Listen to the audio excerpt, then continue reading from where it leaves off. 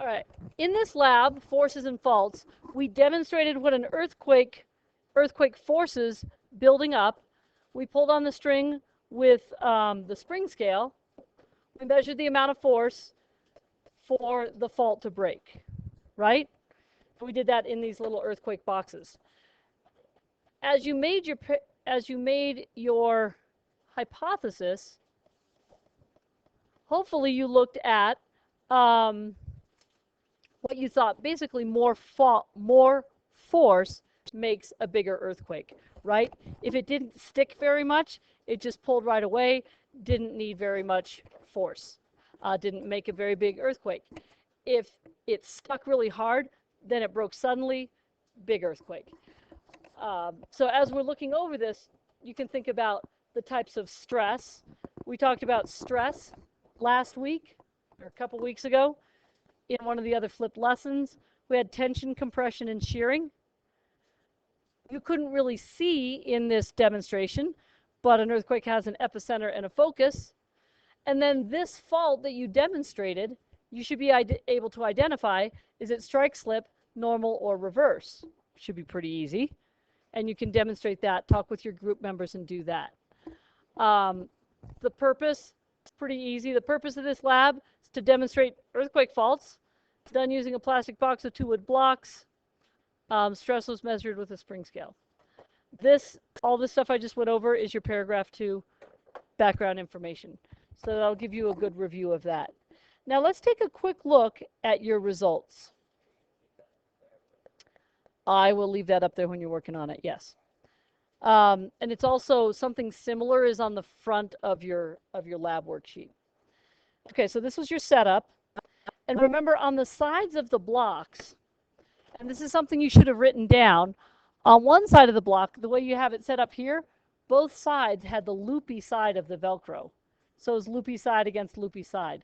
It was a little confusing because they said this was 0 Velcros, but some of you may have found that was more friction than some of the other ones. Then they had one with 1 strip of Velcro, one with 2, and one with 3. And your block may or may not have had all that Velcro. You just need to mention that. So then most of you did, in fact, make your graph, right? Everyone make your graph with your table group, except for the group that didn't finish. So what you should have done with 0 resistance, which was all loops, with 1, 2, or 3. You did 3 trials, and then you averaged it. How do you average it? Quick math here, guys. Yeah.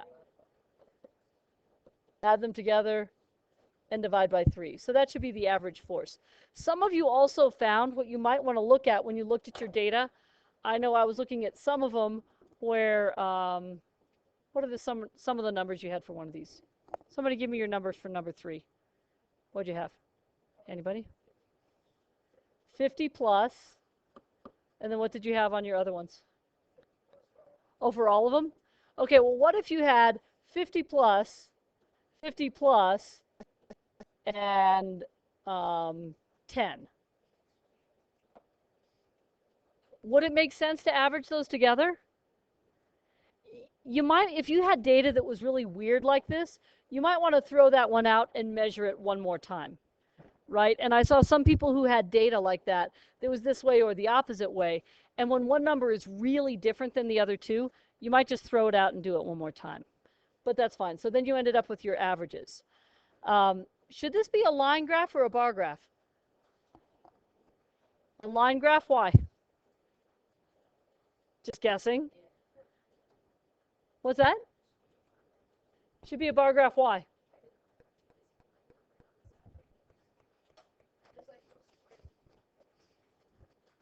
Because it's easy to put the squares in the, yeah? It's easy. So you got trial 1, trial 2, trial 3. But your deciding factor for a line graph or a bar graph should be, is there any value to the in-between? So this is 1 piece of Velcro. So 0 Velcros, right? If they have it. So this is Velcro versus force. So if you did a line graph, say you did a line graph, would this tell you roughly how much force it would take to break it with half of a Velcro? Does that make sense? Could it be? I think you could do either one because of how you measured it. But I would say a line graph, because what if you wanted to predict how strong would it be with 4 Velcros? Could you extend your line up? Could you estimate using this graph? You guys said your group was 50 plus. Say you got a better spring scale and you measured it, and this one was really 60, and this one was 40, and this one was 20. Could you predict what the next one would be using a line graph? Yeah. So a line graph would probably be appropriate because there's useful value in between these. Does that make sense? Yes.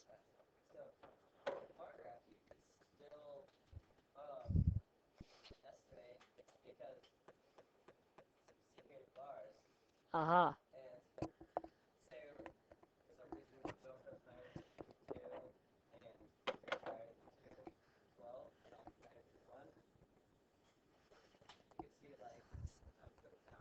Okay. So he's saying that you could basically get the same information from a bar graph. Oftentimes a bar graph would be like, many times bar graphs have information like Monday, Tuesday, Wednesday, Thursday. Could you estimate what happens halfway between Monday and Tuesday? So it's a little bit awkward, but if you label it, it's fine. The other thing I saw some of you do with your bar graphs, which is actually kind of useful, what you did is you said, well, trial 1 was this big, trial 2 was this big, and trial 3 was this big. So then you can kind of see, or you could kind of see on this one that this one was way off from the other 2, or something like that. So if you did do a bar graph, it's not that you have to redo it, but maybe as a source of, yeah, just, mention that. And then what about 0? Did anyone have 0 with more stress than 2 and 3? Anyone have 0 more stress? Yeah. And that's just a source of error. Every year when we do this, because the 0 side is loops against loops. So that might be more friction than just one little piece of Velcro, or if the Velcro falls off. So that's kind of like an experimental design error. We didn't design this experiment. But does that mean, I mean, it says 0 is more stress than this, and then this, and then this. So you could just put a star right here, but you need to explain that maybe that's not the best place to put 0. What would be a better way to design it? What would 0 look like? Yeah, empty face against empty face, just wood against wood. That would be 0, right? You just pull it, it would take no force at all. So then it would be a true 0, and so you can mention that. I'll have to look up. Let me get the lab conclusion thing for you to look at. So think about that for a minute there. Okay, so if you take a look at your lab here, this is the lab sheet that you should have. It's pink. And so this was our procedure. But here's what you have. And yes, I will leave that other 4-paragraph conclusion thing up on the board. But this is roughly what you should have in your 4 paragraphs. So the first one, summarize what we did. This was done by, if you actually did make a hypothesis, you can add that in there. If you did not make a hypothesis, just said a hypothesis was not made beforehand. Background information, we just discussed that. So then this part, paragraph 3, summarize what happened. Do not say see results table, but explain what happened. And then paragraph 4, and this is an important one, in addition to talking about sources of error, right? There's some obvious sources of error in this lab, right? What are some sources of error in your data? Yeah. Oops, thinking of a different one. Yes.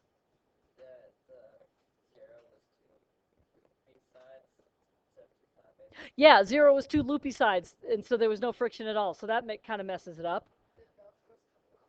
The Velcro was coming off on some of them, right? And that obviously affected it.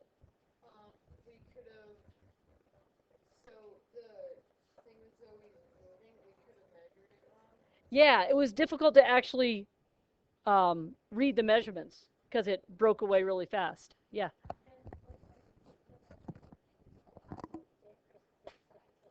Uh-huh. Okay.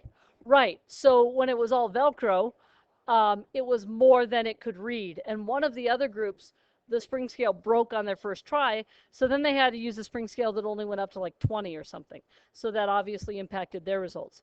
The spring scale also, the more you pull it, it's not at 0 anymore. So there's a lot of little things like that. But more important to me, how is this a good demonstration of a fault system? How is it a good demonstration? How is it not a good demonstration? We can't just go out and watch earthquakes happen.